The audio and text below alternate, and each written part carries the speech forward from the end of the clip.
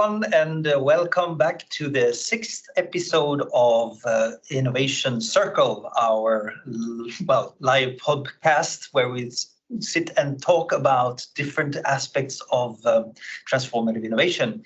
As you can see, we have quite a crowd here and quite a crowd on the screen as well, which you probably can't see, but we even had to change to another location because today we are privileged to have a conversation with one distinguished guest and one distinguished moderator.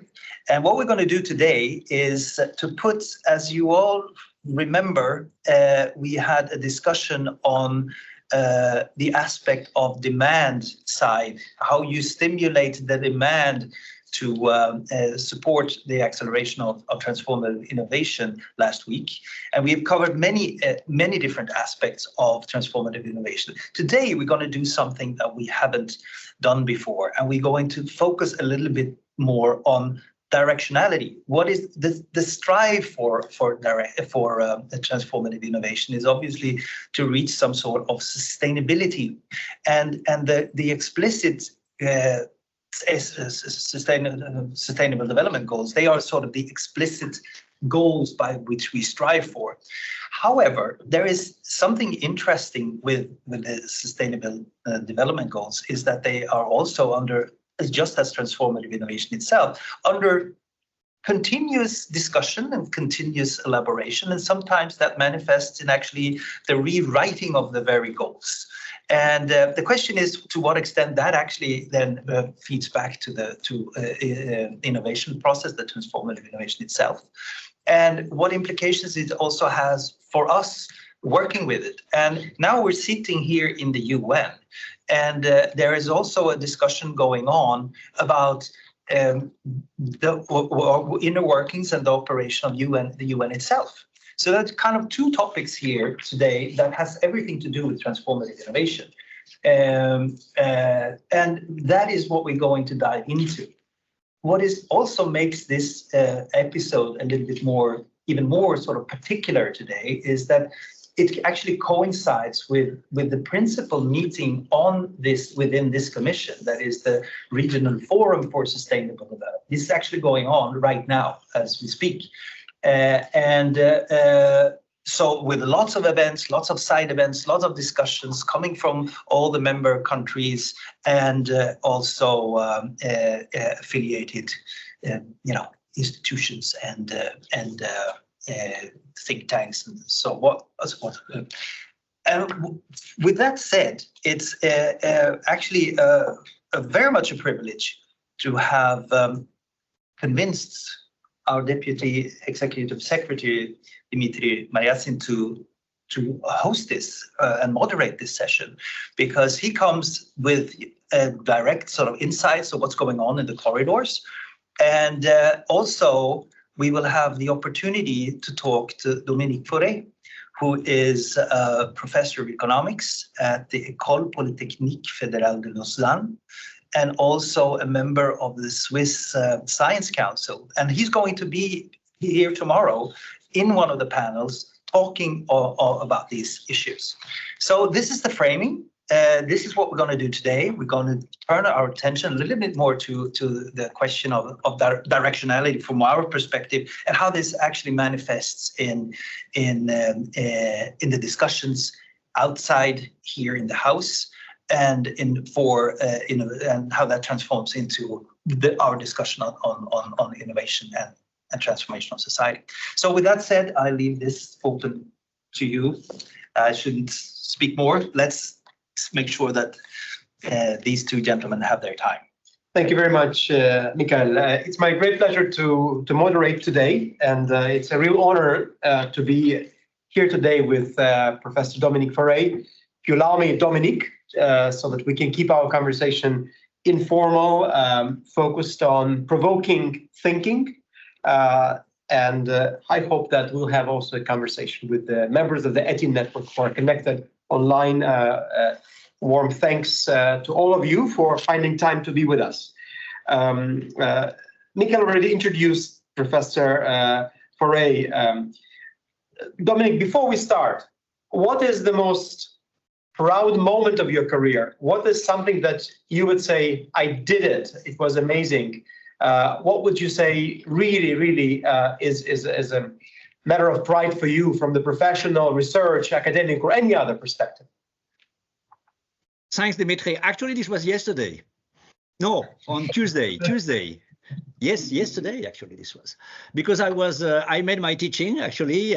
You know, actually I call them the babies. This is bachelor students, so they are around 19, something like that, and I'm precisely have a class which is about technology and institutions face aux crises, you know, facing crisis. And so then all these bachelor are top students. They are at EPFL, you know, future engineers, you know, the la crème de la crème. And this was so great atmosphere. I mean, I like teaching. I had a lot of questions. And so I'm very proud of, you know, having this kind of interactions with the young generation. I'm 65 a little bit more. So it's so good to keep, you know, these interactions with the young people, because then you keep really updated in, you know, what's happening. They help me actually a lot, you know, to understand directionalities, to understand, you know, all these issues, because our students at EPFL and in all universities, they are the best messengers of society, you know, because they have aspirations, they have a vision of their future, and they want really to understand what's happening. And so then they challenge me. And yesterday, I think the challenge was great. And I was, I think, rather successful in what I explained. So I'm very proud of yesterday. Thank you, Dominique, for this great concrete example and for visualizing really how hope looks. I think it's a room full of engaged, enthusiastic students at EPFL talking about the future. Now, at the same time, what we read a lot about in the newspapers is that the world is in a difficult spot right now. We are hearing about the poly crisis. We in this region just heard at this morning's plenary session of the Regional Forum that unfortunately even the European region, which includes both developed and developing countries in Europe and Central Asia, is off track on the Sustainable Development Goals. Globally, we're badly off track, but even in Europe, we are not likely to meet actually most of the Sustainable Development Goals by 2030. So, in your view, what is it that has been hindering the transformation that leaders aspired to when they adopted the Agenda 2030? It was not so long ago, the Agenda 2030 as a document, before we even get to the page with the goals, is aspirational, is full of promise of a much more inclusive society, of a much greener society, and yet we're not seeing this being realized. What is to blame? Is it all because innovation didn't deliver, or would you say there are many other things that didn't deliver and innovation actually did wonderfully? Thank you. That's a great question, Dmitry. There are many reasons, but I like to precisely keep on your first, you know, options, which is innovation did not deliver. Actually, I think a key point is a misunderstanding of innovation. And because we all observed, you know, the incredible role of innovation in the 20th century when transforming our life in any dimension, mobility, communication, household equipment, health, of course, and increasing prosperity of the Western countries and then beyond. So we call it the great enrichment. So we observed this, and then we said, okay, let's use this extraordinary power to make a better world, a more sustainable world, etc., etc. But what we observed about the 20th century as so powerful engine for growth and transformation was business innovation, right? This was business, which really made this big transformation. That is to say, private entrepreneurs, innovators, imagining new products, services, processes, sometimes succeeding in reaching consumers and delivering the innovation at affordable cost, generating thereby profit and large social surplus, sometimes failing, so huge uncertainty. And this model that we try now to, in a sense, copy and paste, actually, was based on key values which were freedom. Freedom to experiment, freedom to try, freedom to enter new markets, and autonomy vis-a-vis governments. And so now we say, okay, let's innovate in this area. Let's do that. Let's, achieve this transformation. But this is difficult because precisely innovation cannot be planned. It's not a domestic animal. It's a wild animal. And you can't decree innovation. And all the success of the 20th century, which were great, of course, there are also a lot of problems, but the success of innovation in the 20th centuries were great, were based on this freedom to experiment on decentralized markets, autonomy vis-a-vis governments, etc., etc. And so then the essential problem we have here, this is how to solve this tension between freedom, autonomy on the one hand, and directionality planning on the other hand. To be more extreme, tension between indiscipline, innovation. This is indiscipline, You want to disrupt, you want to change things. And discipline, because following a certain direction, this is about discipline, actually. So then I think this misunderstanding of really what were the key ingredients of the success of innovation in the 20th century is important, because then we cannot really reproduce this model. Once we want really directions, we want really innovating in some specific areas. Of course, I thought about this, for a long time, and so then, of course, I will discuss possible solutions. Okay, I think first of all, the future jingle of E-Team podcast should be including this quote. Like the more podcasts you do, the more amazing quotes you have to include. So innovation is a wild animal. I think we really let's fix it. So let me elaborate on this, Dominique. Do we domesticate? And this is the direction of creating government innovation units and creating, as you said, basically a top-down approach to somehow using the power of innovation for public good. So do we domesticate, or do we need a convention on biological diversity for innovation? So we preserve the wild species and we let them thrive where they are. And I'll let you, while I let you reflect on this, I was just at another event. We were doing a very interesting discussion on strategic foresight and cross-sectoral intelligence with the friends at WEF and UNECE just earlier today. And one of the questions from the floor was, sustainable development goals are for governments. And the question was from the private sector colleague. How about sustainable development goals for the private sector? We can't implement the public sustainable development goals. We can't be kept accountable for this. So shouldn't we have actually our own private sector agenda? So, that's just to maybe trigger a little bit, as a provocation, domesticate or preserve the biological diversity where it thrives most, which means in the private domain. And then what's then the conclusion for the network of innovation agencies, mostly rooted in government, who are around the table? Does it mean they're out of business? Does it mean they're misled in their mission statements and they should just all go and work for the private sector? Let me leave you with this provocation. Please, Dominique. Yeah, thank you. It's very good. I mean, I like the metaphor about wild animal, etc. And of course, you can domesticate a wild animal. Just go and visit a zoo, and we see all these poor animals which are still wild and are in trouble. So this is between your two options. Actually, I think we have to learn how to redirect business innovation. Business innovation is extremely important. This is key. Actually, this is key. We will not innovate and change without the business sector. And so then we have to learn how to redirect business innovation towards areas of high societal relevance. And this is a matter of deploying the right policy instruments, changing incentives, social norms, so that the returns, we are talking of business, right? So that the returns on innovation investments become favorable for business in these socially desirable areas, sustainable, renewable energy, which is a good case, actually.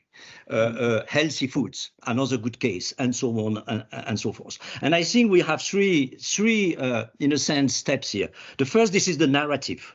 I like, you know, the recent book by Acemoglu and Johnson, this big book, which is called Power and Progress, about the importance of the narrative. So a large consensus on a big problem and solutions, which will influence consumers, innovators, investors.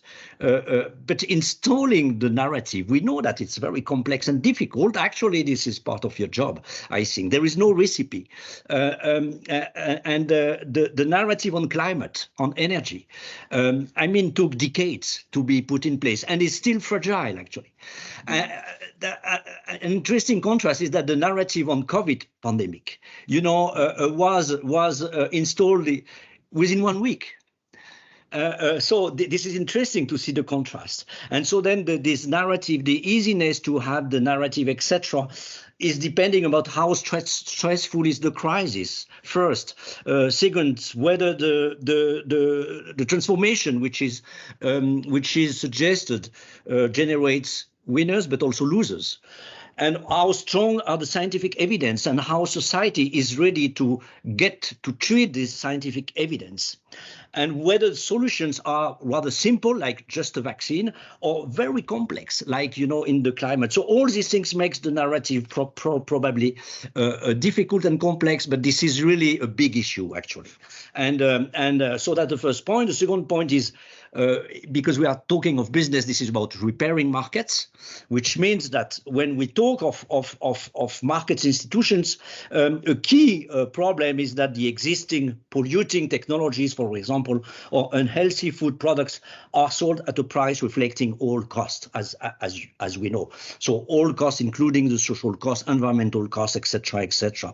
Let's take an example. I told it to my students yesterday. You know, you have the choice for foods, you know, between some kind of bio eggplants, you know, des aubergines bio of Valorbe, versus, you know, a frozen pizza from a global company, etc., etc. Of course, the aubergine de Valorbe, so the eggplant, the bio, is expensive. You know, you have no pesticides, so a lot of labor-intensive works. This is a small-scale production. It's not cultivated all the year, etc. So the price is high. And then, of course, the frozen pizza is in competitive advantage unless all the costs, the external costs of the frozen pizza are included. And this is public health cost, of course. There is a recent report by the FAO Food and what is the name, actually? Food and Agriculture Organization of the UN, about the hidden cost of agriculture and food products. And this is first public health, second environment. So then the markets have to be repaired so that all costs are reflected in price, and the price of the frozen pizza might be more expensive, so that at the end, mes aubergines bio are in competitive advantage, right? So this is market reparation. And the third point, so we had the narrative, we had this market reparation, and the third point, this is innovation policy. We have a toolbox, but of course, I mean, this toolbox is full of instruments to address fixed costs, to reward innovators in the right direction, etc., etc. And at the end, this is a sort of 3D, you know, 3 dimensions, 3 steps model, narrative, repairing markets, innovation policy, which should help to redirect business innovation. And the boom today of renewable energy shows that this is possible, but it takes time. It has taken more than 10 years for renewable energy becoming a profitable, you know, innovation for the business sector. And now this is an incredible, of course, step change for renewable energy, but it took more than 10 years. In 2010, the situation was not good at all for, you know, this kind of innovation. And the question then is whether we have time, right? Absolutely, and your example with nutrition, with the quality of food we eat, is a very pertinent one. Again, this morning, it's a full agenda today. I was in an event about food systems and climate change. And a striking fact that despite all the advocacy and all the efforts, and this was coming from the World Health Organization director for nutrition, the share of ultra-processed foods in global consumption has been growing steadily, and nothing seems to be able to stop it. It's a trend. It is cheaper, easier, trendier, unfortunately. And of course, here, living in, let's say, in Switzerland and in Western Europe, one can feel, oh, no, people are eating healthier.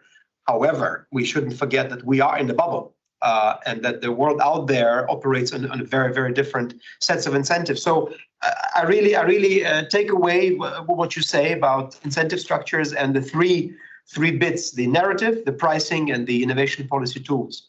Now, let me ask you, Dominique, would you say, okay, it's slow, it takes time, and gradually, I think, policy regulation evolves. So some of these incentives get built into a new generation of laws, and especially, in spaces like the European Union, you can see it happening quite speedily. Even though you can also see some pushback and some of the very progressive measures being retracted because of the pushback, for example, from the farmers. But let's say that this is moving in the right direction. However, I want to ask you, 10 years ago and today, the role of technology in this picture, is it the same? When the Sustainable Development Goals were adopted, we hardly had the level of reliance on the network, let's say on smartphone. Definitely didn't have the quantum computing, definitely imagined the power of a generative AI, nor did we really understand yet very smart people and very elite labs did, the potential of biotech to transform the future of medicine, to transform the future of food and many other areas. So would you say there is a step change in the influence of technology on the ability of humanity to solve its problems, and B, is the government able to catch up even? Is it technology aware enough and ready to use and deploy it in a way that would be meaningful? Yeah, this is a great question, Dmitry. Thanks. Actually, I think the difference between 10 years ago and now is that we realize slowly that technology alone cannot solve all the problems, right? Until now, we talked of business innovation. So this might be carbon sequestration technologies, more efficient battery, or pest-resistant seeds, or new vaccines. All technologies are useful, of course. But now we realize that another type of innovation is of increasing relevance, and this is exactly what you have focusing on, guys. This is precisely transformative, meaning innovation which triggers system-level transformation. So which means that we are not that much interested in one technology by one innovator. We are interested in transforming a system, a circular economy in the food industry, sustainable transportation system in the city of Geneva, a sustainable water management system in Spain. That's what we want to do. And then we realize that this kind of objective is not only technological, it involves multiple stakeholders, multiple challenges, technologies, of course, but also changing social practices and behaviors, repairing markets, provision of new infrastructures, and so on and so forth. And then the main problem is this is coordination. This is, how to coordinate a multiplicity of stakeholders, aligning incentives, providing the new infrastructure, promoting innovation, changing social practices, etc. So the point is a coordinated push where technology is part of the game and of the picture, but not only the technology. And actually, if you take, the idea of the sustainable mobility in a big city like Geneva or Zurich, etc. So you need new infrastructures about, well, I mean, Zurich or Geneva, this is not good examples. In California, let's say, in the Bay Area, between San Francisco and Palo Alto, or everyone has the private car, etc., etc. Yeah. So, and you have I mentioned it because you have precisely a policy process about mobility on demand to really shift the whole system towards more sustainability. So you need better infrastructures in public transport, sharing economy, carpooling. You need startups for e-bicycle, etc. You need maybe incentives by employers, to provide bonus for the employee who are traveling through public transport, influencing large-scale behavioral tipping, actually, and so on and so forth. And so then you need a chef d'orchestre. The key point is this is orchestration and large-scale experiments, and who will be the conductor? I think large companies can do it, and they would like to do it, actually. IBM Smart City or Unilever, some kind of water system management. But I think even if the large company can succeed in capturing all these coordination issues, the large firm's situation or solution will come with serious drawbacks, monopolization, bias, etc. So then this is the public sector role, actually. The public sector has to orchestrate, all this change to have a coordinated push and to really move to system level transformation. And here, of course, the things are very much more interesting than just business innovation. Business innovation is part of the game, but has also to be coordinated with, again, social practices, social norms, infrastructures, incentives, and so on and so forth. And I'm really interested now on this kind of what you work on, system level transformation, which are very difficult, I think, to manage for the public sector. Thank you. And I think in any podcast, there should also be an advertising bit jingle. So while we haven't prepared the jingle, let me use this opportunity, Dominique, because you're giving me a perfect excuse. It's music to my ears what you're saying about systems change and coordinating and orchestrating, various technological inputs, social behavior change, and so on. We are from ECE side trying, and here comes the advertising, humbly on the platform that we're servicing, the intergovernmental platform, to do it. So I give you one example, the really breakthrough climate strategy for the inland transport that was just adopted a month ago. It sounds very boring, strategy for decarbonization of inland transport, but it is actually a fundamental shift because member states agreed for the first time to say, we can't just continue pretending that mobility can remain as it was 50 years ago when we wrote the rules of procedure for the inland transport for the UN. So decarbonizing, it doesn't just mean saying, let's drive EV vehicles. It means a systemic change in how you plan infrastructure, including, for example, charging infrastructure, what environmental cost this has. Who do you need in the room to design a new generation of vehicles? What are the liability regimes for the vehicles that drive themselves but are much more efficient? And so on and so forth. So literally, we have now a mandate to do this in the next few years. And we are looking forward to collaborating and innovating together with you on this. Another example is our work on public-private partnerships. We have a privilege to host an assessment methodology that looks at a public-private partnership project from an SDG perspective.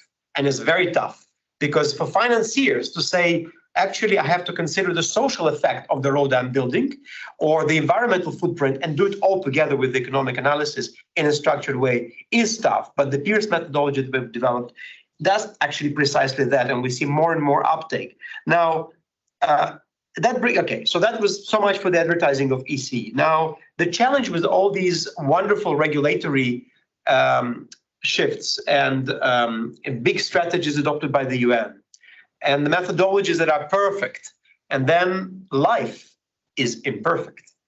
And then countries around the world, California probably will manage with or without our help, but countries around the world, and I'm here especially focusing on developing countries, in this region or beyond, would come and say, look, we agree with you. We need systems change. I'd like to have a water management system in Kyrgyzstan, in Bishkek, that is as efficient as it's possible, because I have a water scarcity crisis, in fact, in Kyrgyzstan, may say the mayor of Bishkek. But I have basics. My roads are crumbling, basics not covered. My hospitals are full.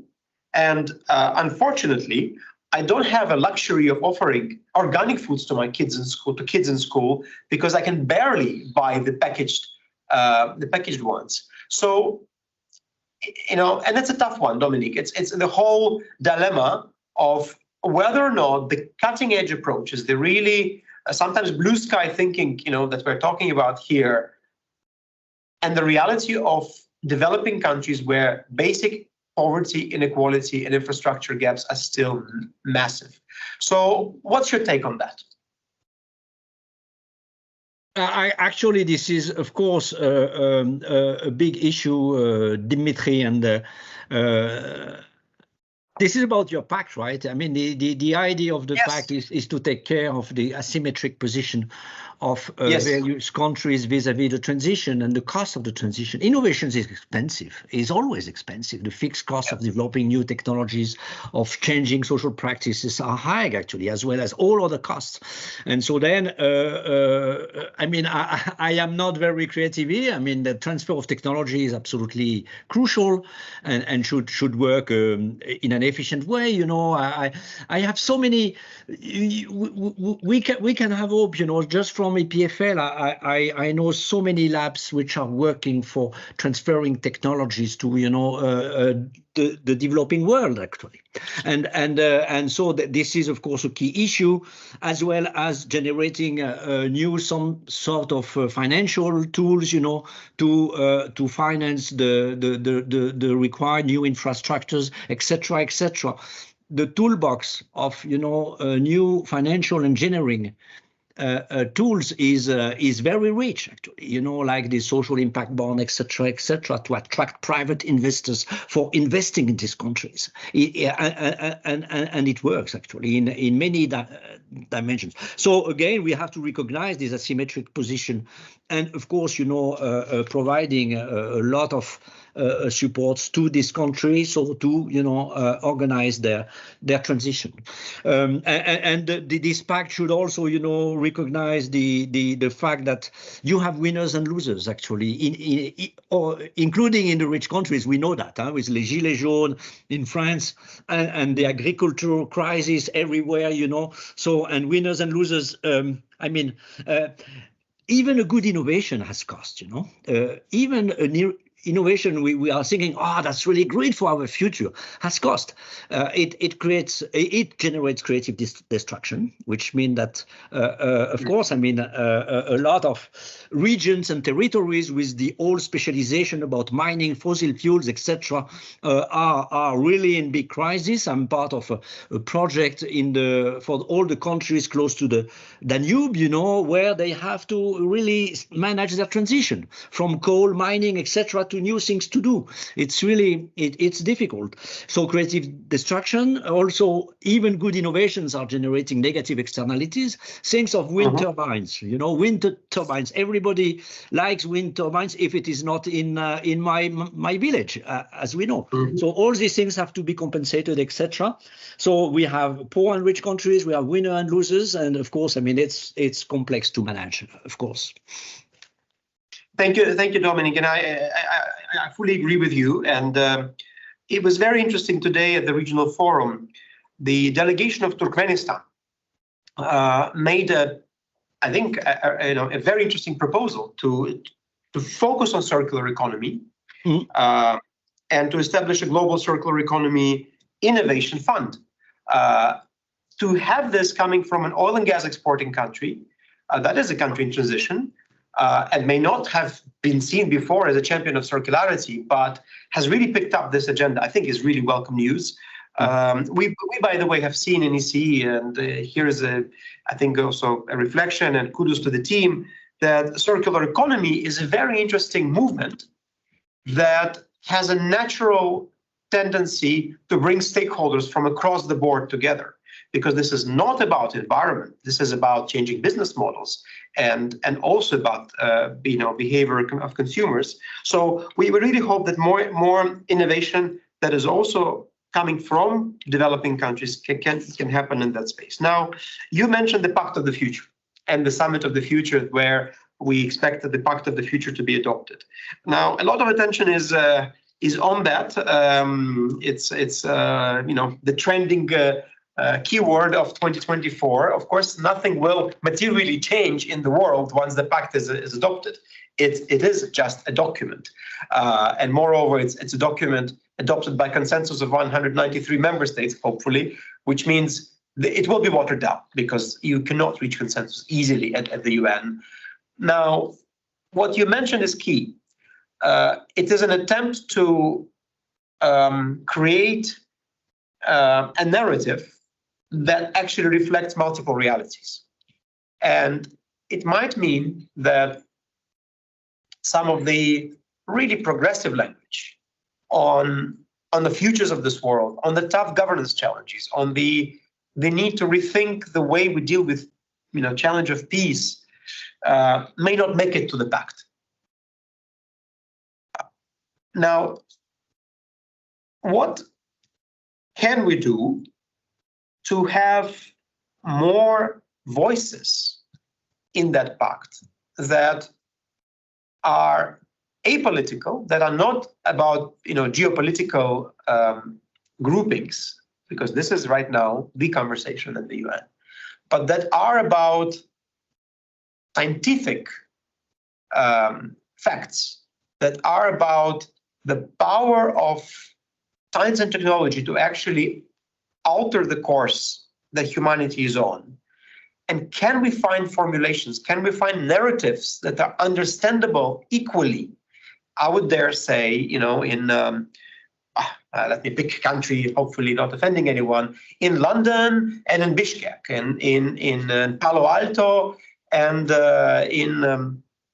in Durban. I didn't pick countries with any intention in mind. But do you think the scientific community can play a role? Is this a moment where you, also coming from this community, from the academic community, you feel that you have a say, that you're empowered, that people are listening to you? As one example, we know the Secretary General has just convened an advisory council on artificial intelligence. That's a good example. There is another council on other breakthrough technologies convened by the SG. But can science play a role in the context when politically member states can hardly achieve much in these negotiations? Yeah, I mean, this is of course a great question. Of course, I mean, I'm from the academic side, so I'm sure that scientists are extremely powerful and actually contributed to the narrative to a certain extent. At some points, maybe the message is more difficult to pass when, precisely we have losers and so on and so forth. In this perspective, we have to say that economists maybe were a bit late, to say the least, in this kind of movement, probably later than ecologists, environmental scientists, and so on and so forth. So, and economists have a key role to play. But now there is no one serious economist who would not say, you need to internalize all the negative externalities and so on and so forth. And we have tax and we have regulation and we have innovation, etc., etc. So then, of course, the scientists contributed to the narrative. Maybe you should be more creative in terms of who should be really involved in this emergence of a global story that can be understood both, as you said, in Palo Alto and in some cities in Africa and in the east of Europe, etc., etc. Again, the scientific message. I mean, I was thinking, something which is, that is very well understood, from Palo Alto to Kyrgyzstan and from Durban to Edinburgh. This is football, right? Football. Yeah, football. And then why not including, in your pact, the FIFA, So the International Football Association, the headquarters is in Zurich, by the way. In Lyon, you have the UEFA and you have the Olympic Committee in Lausanne. Everyone is close to you. And, maybe that Mbappe has, I don't know, 100 million followers. And Cristiano Ronaldo too, and Leo Messi too, so that's much more than any kind of the most famous scientist, right? And so then these people can really play a big role in shifting social norms, and then just the simple idea not to fly, from Manchester to Arsenal for the next game, but take a bus, might be very, very key, in the sense that, of course, this is not a carbon footprint issue. This is just demonstration, role model, etc., etc. So you should talk with these people actually, and maybe they have multiplier effects, I say that because I like football, so then this was my. I'm with you. And I think we're trying to bring in the power of celebrities and their following to advocate for key development issues. Indeed. I would like now to open the floor to our distinguished audience, to the members of the ETI network who are online, for an opportunity to ask the direct question live to Dominique. Question, challenge, or maybe even just a free-flowing remark. And while we are waiting for you to raise your hands, please do. Dominique, we didn't speak much about climate change today, not yet. When you talk to your students about the economy, about the future of future of the world, about even let's say economic systems and how they're evolving, about innovation, to which extent you are able today to put the actually catastrophic reality of climate change on the table? Is this part of the curriculum already? As part of the economics course, are you finding through generations of students that you have taught or have guided in research a change in perception, in the paradigm of thinking? Because we cannot ignore the elephant in the room, and the fact that simply the realities of our lives, the ability to use resources, ability to ski in winter, well, for the luxury part of the population that we belong to, but much more importantly, to have access to drinking water for the billions out there, will change because of climate change. So how is it in your space? I mean, this is a great question, and that makes me optimistic, actually. That makes me optimistic for the future, because the students have changed a lot for, the last decade. Absolutely, and in many ways. So they of course understand, these grand challenges, the big problems of climate, as you said, water, biodiversity, etc., etc. And my courses, I have a PhD doctoral course on these problems, which is extremely successful. And this is great because I have students from all schools, engineering, life science, computer science, basic science, etc. They are all coming, and we try to solve problems all together. So they have this aspiration to understand what's happening and then to have impact. So which means that 10 years ago, many students wanted to launch a startup to make money. Today, this is more to have a social impact. Yesterday, I had really discussion with one student. This was a lot of emotion because he was saying, now I don't know what I will do, because it's so complex to have an impact because of what you are teaching, because I said, of course, you need consumers, you need cost improvement, you need quality improvement if you want to have an impact on markets, etc. And so then, but I'm optimistic because of this awareness, rising awareness. And Dmitry, I think universities have a key role to play because first, we are doing research in these kind of areas. We are teaching and educating students. Then there is a third spillover. This is international student migration. When a student coming to EPFL, students from, let's say, Kyrgyzstan, coming to EPFL. Yeah. He is doing a degree in chemistry. I bet that 4 years later, when he will go back to his country, he will, start a startup in green biochemistry. And this is not because he has got a lot of doxa or etc.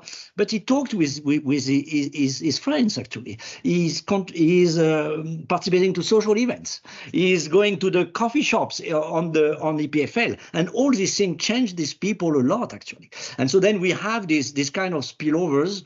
And I talk of EPFL, but all universities in Western Europe and etc. have the same kind of mechanism, which makes, the message, the narrative expanding, I think, rather quickly. And so that makes me optimistic. Also, of course, again, we have no time. Huh? Yeah, it's the time factor is a very interesting one. Today, at one of the events I was speaking at, there was this question about slow may be good because you might want to ensure that your regulatory process is smart and not rushed, that it's considerate of multiple realities and viewpoints. Indeed. And then I just want to also acknowledge what you're saying about the spread of ideas. The role of universities, and a role of mutual learning, including on greening the economy as a concept that has become much more inherent in discussions, almost in any boardroom or any classroom, almost around anywhere in the world, even in some of the poorest countries. We have a question from the floor from Björn-Ola Linner from Sweden, who I think is in Geneva right now, if I'm not mistaken. So Björn-Ola, over to you for your question. Now I'm in Sweden, but I miss Geneva, of course. So yeah, just returned from that.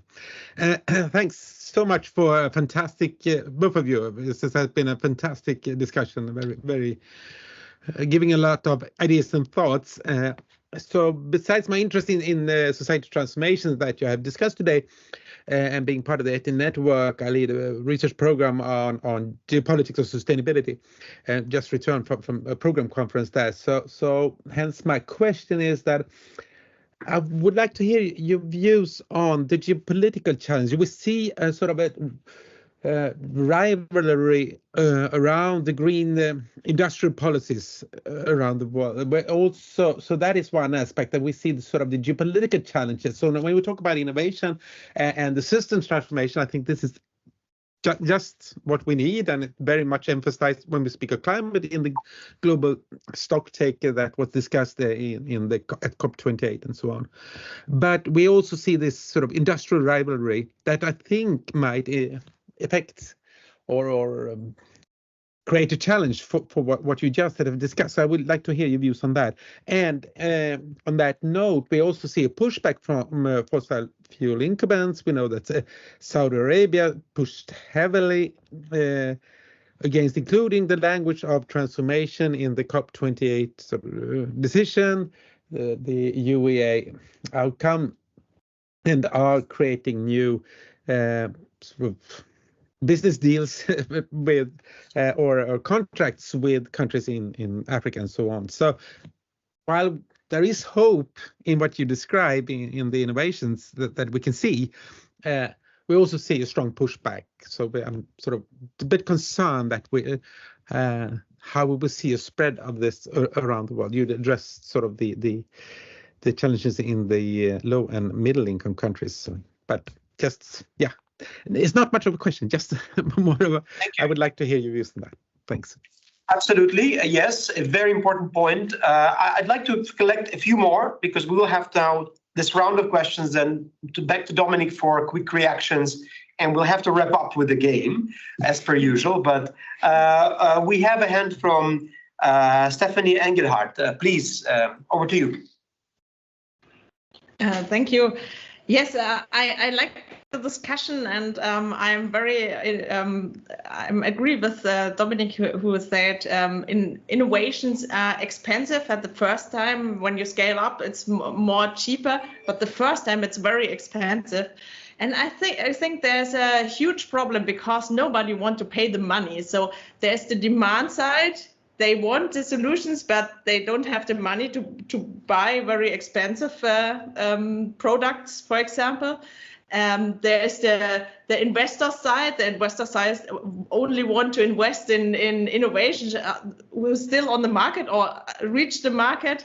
And then you have the regulations, and the regulations should push in the direction of sustainability, but they also are crying it's too expensive to make the infrastructure and stuff like that. And I see the financing of innovation is the biggest problem. For example, the electrical driving on the streets, it needed a Tesla because all industry had the innovations. I worked for a big group and they had innovations for electrical driving, but nobody does it because it's too expensive and they want to have the combustion engine.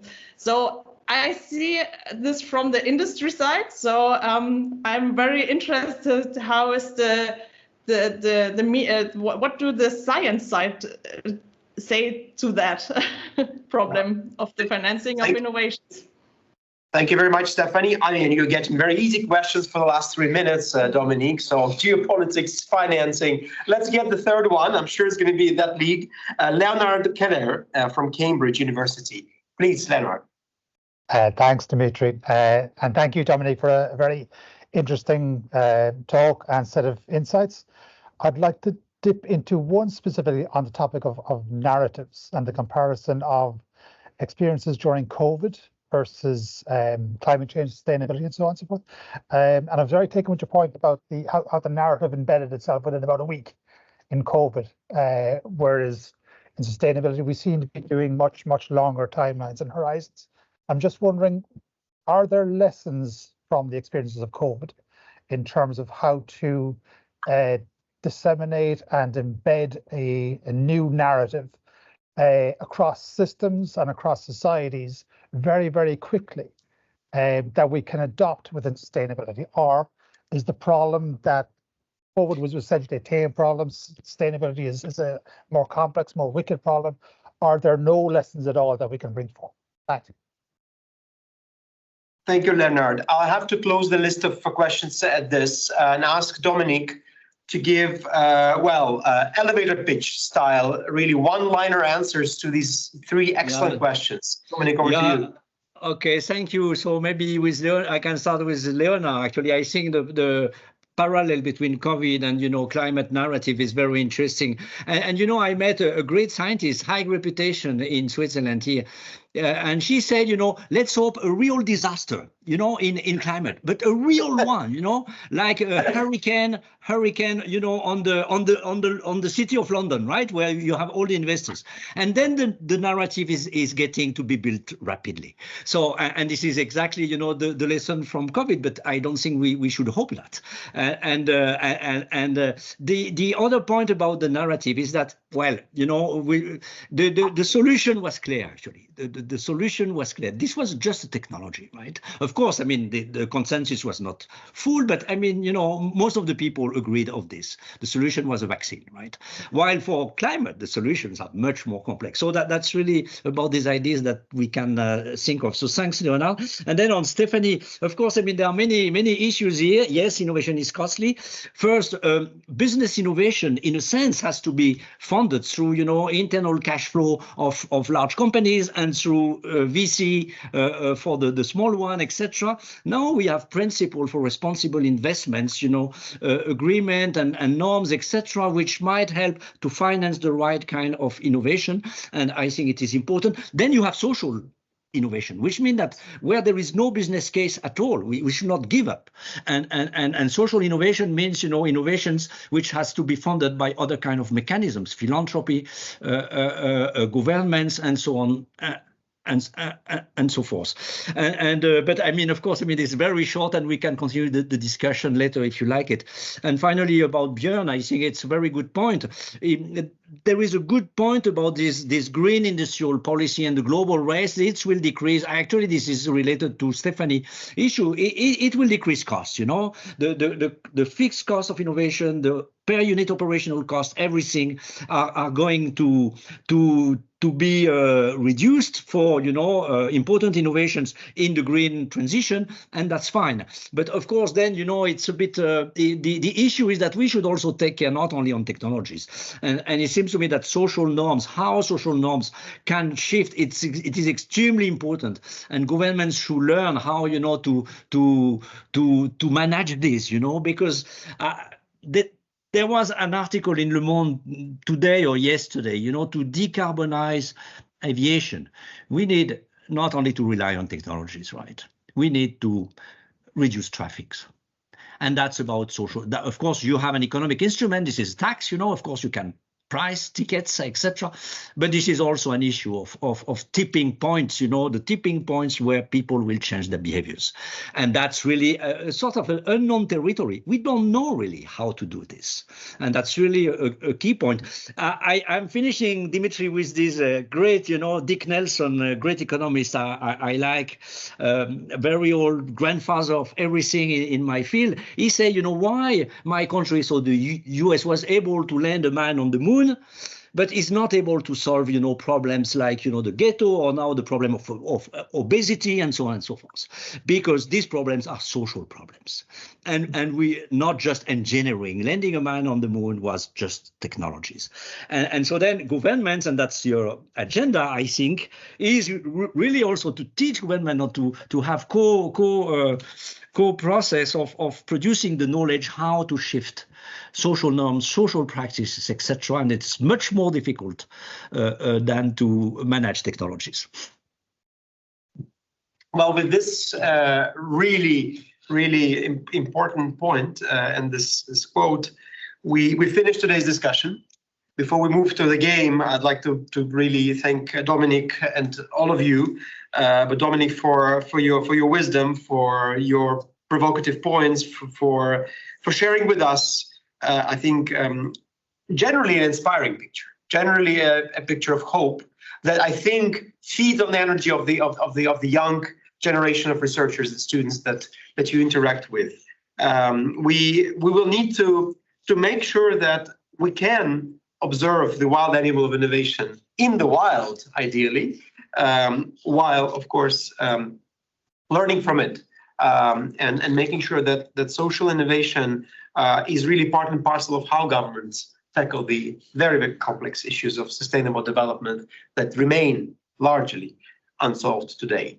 With this, back to the team, back to you, Mikael, Yes, and thank you once again. Pass the ball over to Emanuela. Yes, thank you also from my side, Dominique. So as is tradition in our podcast episodes, we've now grilled you with questions, and now it's our turn to ask our audience some questions about you.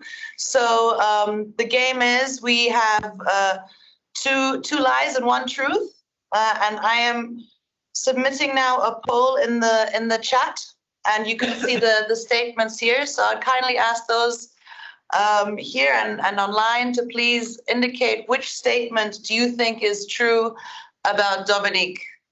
So we'll give you a few moments time to cast your vote, and then we'll hand over back to Dominique for the solution.